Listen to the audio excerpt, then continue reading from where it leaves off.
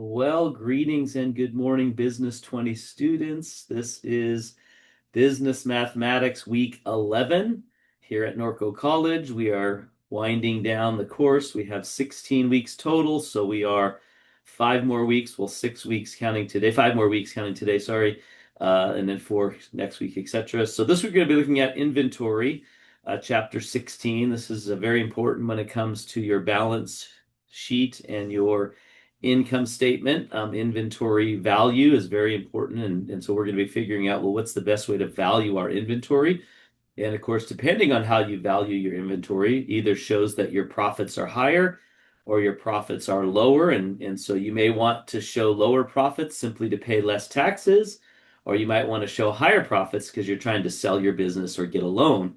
So how you calculate your inventory really allows you to kind of fluctuate that your net income at the end of the day. So that's why it's important to understand the various ways in which you can calculate the value of your inventory. And that's what we're going to be looking at together here in chapter 20. I'm going to stop sharing my screen here. I'm going to share our homepage in Canvas. And as you know, this is a longer course. This is the full 16-week course online. And so we are in module number 3 for another 2 weeks. So I'm going to select that.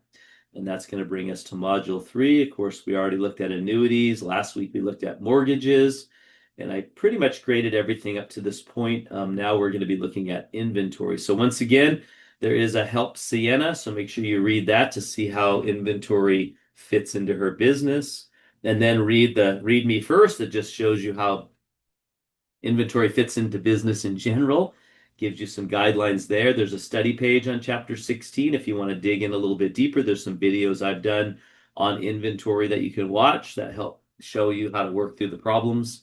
And it's not difficult. This is completely different from anything you've been doing thus far in the class. So how you calculate inventory is really just, being very aware of when you purchased items and how much you paid for those items. And there's a way to do it that, I'll show. There's first in, first out. So everything that we first brought in to our inventory, whether it be purchases or we manufactured it, they're the first ones to go out. So we call that FIFO, first in, first out. And sometimes when you buy items early on, they're more expensive, and maybe they become less expensive as you buy them, or maybe they become more expensive as you buy them later on. So each time you build a product or each time you purchase items to resell and you bring them into your inventory, they cost you something. And so you want to figure out, which is the best way. Sometimes FIFO shows you higher profits. Sometimes FIFO shows you lower profits.